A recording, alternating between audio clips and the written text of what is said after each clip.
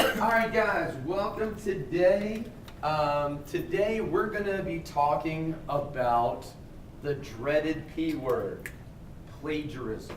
So if you guys would do me a favor, there's a little chart, and you can log into the computer because we're going to be using that in a little bit. There's a little chart here. Put your name on it, and right now what I want you to do is in the What I Know column, there's some words there. Do me a favor and jot down what you know about these certain words.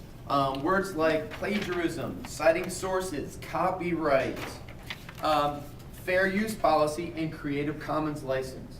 There may be some of these words that you don't know anything about, and that's okay. Just put, I don't know. So hopefully by the end of this bell, you'll know some of the words that you don't already know. So do me a favor again, just jot that down. Everybody got a pencil? Everybody got something right with? Stacey, you got something right with? Okay. All right. So again, put your name on the paper. You need a pencil, Franklin? What's wrong? I'm all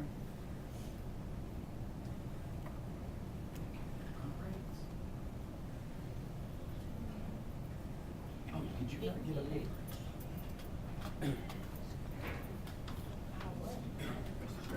Yeah. You need a pencil? Okay.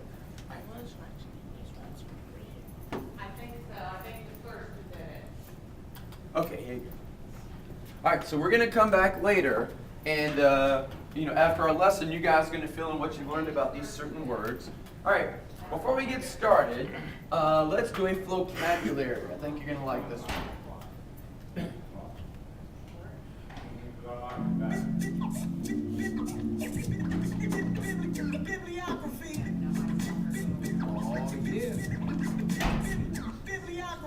This is for all my friends who have to write a paper, whether it's on music or the history of Jamaica. You gotta show a little proof that you want a faker, so a bibliography is what you gotta make. Yup, that's a list of every single source you use for your paper to keep it on course. Say you did research by looking in a book, but you need to give credit for the words you took. Don't stop there, you also need to cite quotations, opinions, and predictions. Right, statistics, concepts, pictures, poems, any kind of fact that is not well known. Cartoons or any art or ideas that aren't your own. In a bibliography, every single source, whether it's in print or you found it online. Use your bibliography and you'll be doing fine. Yo, I gotta make a bibliography, a list of the sources I use, cause it's gotta be a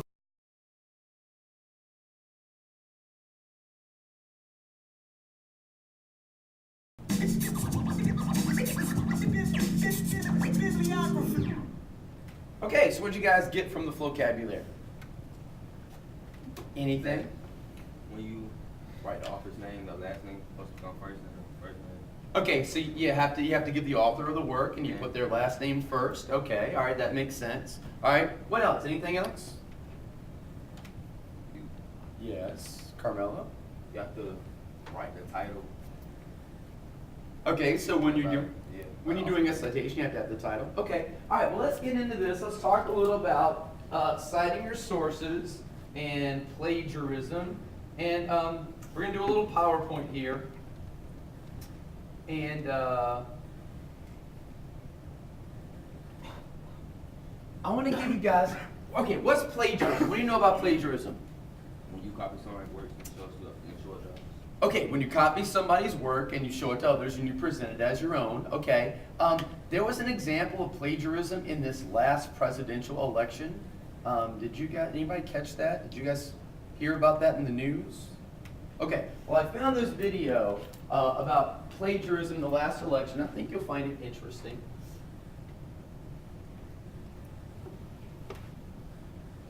Okay. Okay, and script done. Cool, time to shoot some new videos. A new video, huh? Sounds exciting. Can I be in it? Oh, yeah, see, the thing is, I do list videos, Eugene, and I don't think the whole, skit thing is really gonna fit anymore, sorry. More list videos, Matt? Why don't you switch it up? Whoa, chill, brah. Okay, what do you even know anyway? You're just a copy of me. Yeah, you would know something about copying other people. Yeah. Wait, what? What? Oh, no, nothing. Good luck with the video.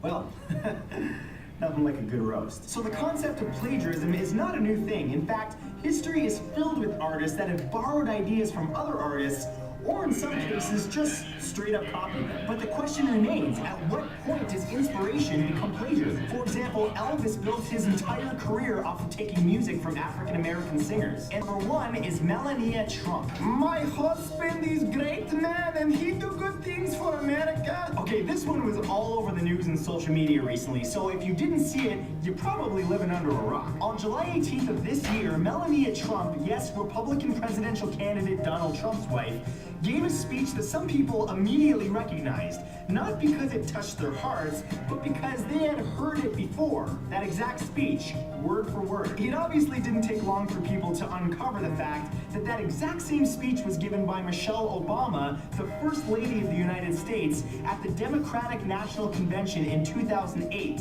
the same year that Barack Obama won the presidency. Ultimately, although the word plagiarism was never used by the Trump camp, the blame was put on an in-house staff writer for the Trumps named Meredith McIver, who publicly apologized for the fiasco and admitted her mistake. This woman is a great woman and she write real good for me, okay? I keep saying the speechy speech.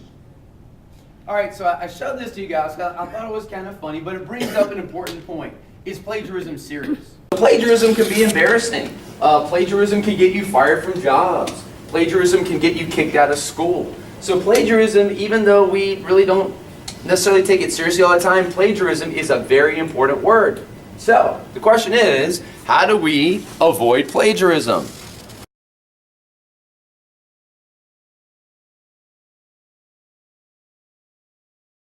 Okay, so according to the Oxford Dictionary, plagiarism is the practice of taking someone else's work and passing it off as your own. Okay?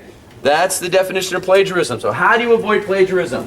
Number one, never copy directly from a book or a website unless you use what? Quotation marks. Okay? If you just copy and paste, you are doing what? You're plagiarizing. Okay, another thing to do to avoid plagiarism is paraphrase.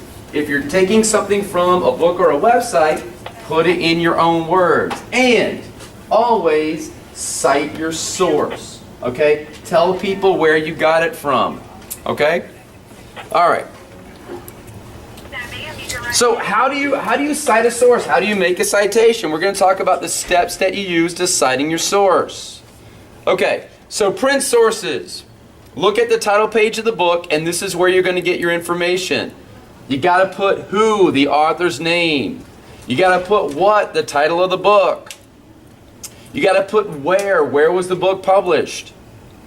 Okay, you got to put the name of the publishing company, and you have to put when, the year of the publication. So if you're making a book citation, these are the things that you put in your book citation. However, most of us today get a lot of our information from the internet, right? Everything on the internet is not free to use. You still got to cite your sources. By the way, making a citation, there's a website that's going to help you. It's called Citation Machine, and basically it'll guide you through the steps. It has little blanks. You fill in the blanks and it'll make your citation for you. Okay, so this is what a book citation would look like. All right, internet sources. When you look at an internet source, here's what you need to have. Who, the author's name. What, the title of the article. The title of the website. The date the website was last updated. And the date that you looked at the website. So that's what you're going to put for an internet citation. And you got to put the URL. If somebody wants to check out that website, right? If you put the URL, that'll allow them to go back and see where you got your information. And again, you guys are going to use Citation Machine to do your citations. Okay? And this is what an internet citation would look like. Okay, why do you need a bibliography of sources? A, it shows people where you got your information. B, it proves that your information is accurate. If you have a bibliography, you can show people, look, I know what I'm talking about. This is where I got my information. It gives credit to the people that made that work. And it's just the right thing to do, right? Making a bibliography is the right thing to do. Okay, We got some other useful information. What's a copyright? What do you know about copyright? Yeah, what you know? It's like rights used so that other people can't copy the stuff. It's like beside businesses or other stuff, you'll see like receipt or the art for reserve. So to make sure that other people can do stuff with whatever it is. Exactly. If you make something, you want it protected. And the copyright is the law that protects your property, your intellectual property. Okay, now, here's something that you guys may not know. There's something called fair use policy. If you're using something for nonprofit, if you're using it for education, you can use parts of it and you would not be violating copyright. And the other thing that's out there is called Creative Commons. There's a big movement now to make things that everybody can use, and there's a website called Creative Commons, and you can go there and get pictures to use for your projects. And there, you know how you see you said you saw the copyright symbol? Well, there's a symbol called Creative Commons. If you see the CC symbol, it means it's okay for you to use it. The people that made this said that you can use it. Okay.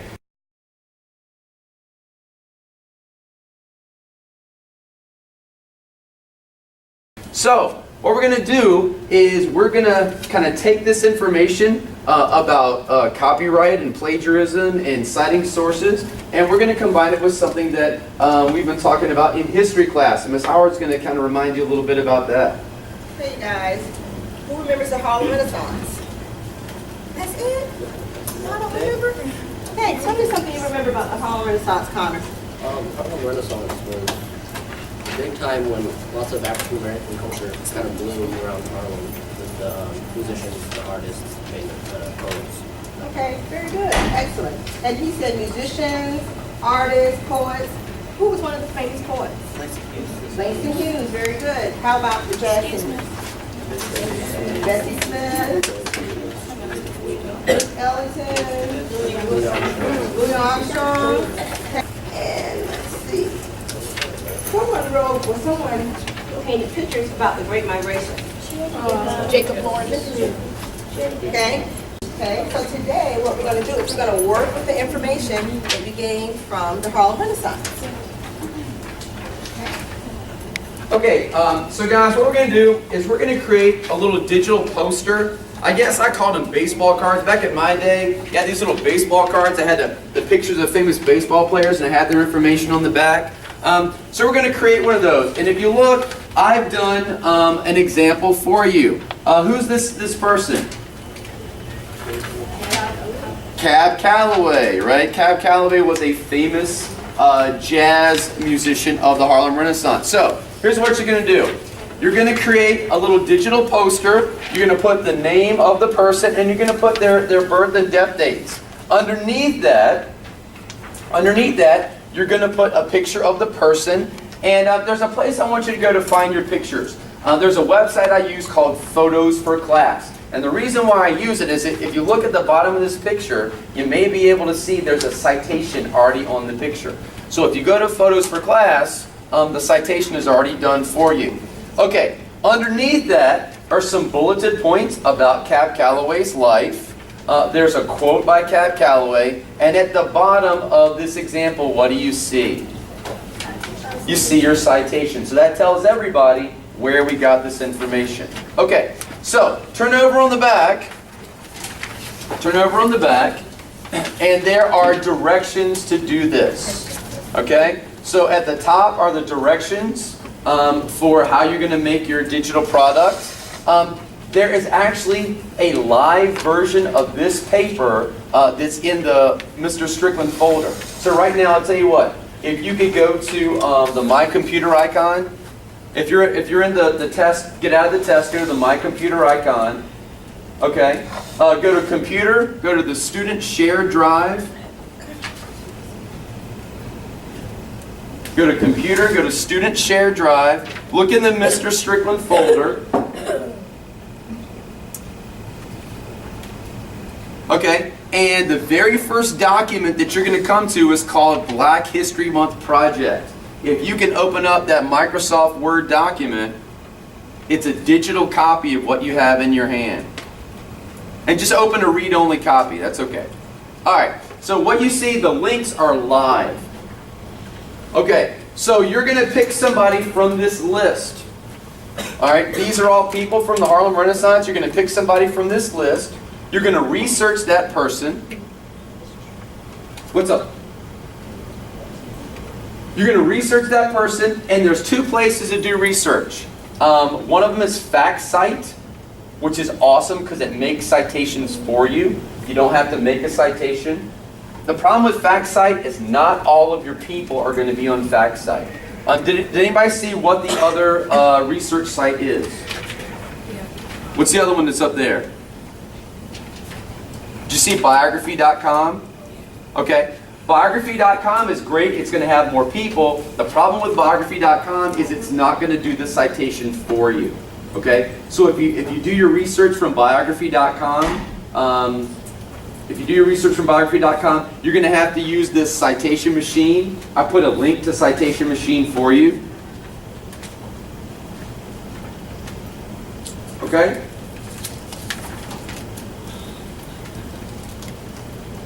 Alright guys, so we're going to start working on this, and we're probably not going to finish today, and we will finish at a later time. Guys, you've been a great class to work with today. Thank you so much for your cooperation. Ms. Howard, thank you. I appreciate it.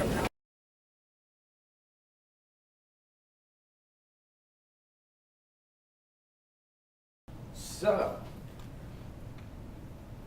do me a favor. There's two things I want you guys to do. Now that we talked about this stuff, if you guys could put what I learned in this column right here, okay? When we first got here, you put what you knew before you came in. In the right-hand column, put what I learned. And this is where the computer comes up. There is a website called Trails. So I'm going to ask you guys to go to the Trails website and take this little 10-question test. Let me tell you how you're going to get there. If you go into the Mr. Strickland folder on the share drive, go to the Mr. Strickland folder on the share drive, and there's a page that said Trails Test.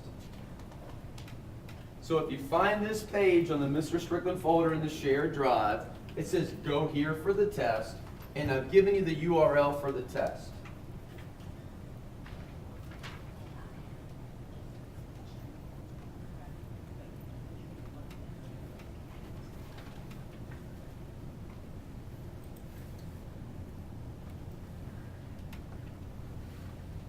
Did everybody get a little slip of paper when you came in?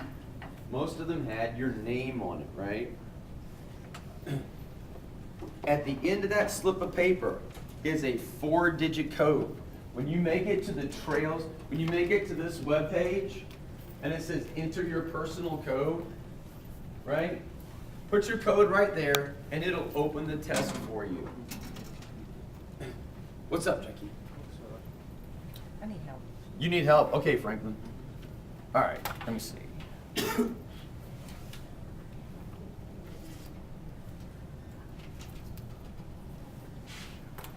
Okay, what's up, Franklin? Okay, so you go to computer, right? You go to student share. You go to, let's see, Mr. Strickland. And if you go down here to where are we at? Trails test. Okay. All right, if you hit control, don't make changes. Okay, hit control and click on it, it'll take you to the site. Okay. Okay, so here's what we're gonna do. You're gonna go to the Mr. Strickland folder, and we're going down to where it says the Trails 9 test. And open a read-only copy, and we're going to control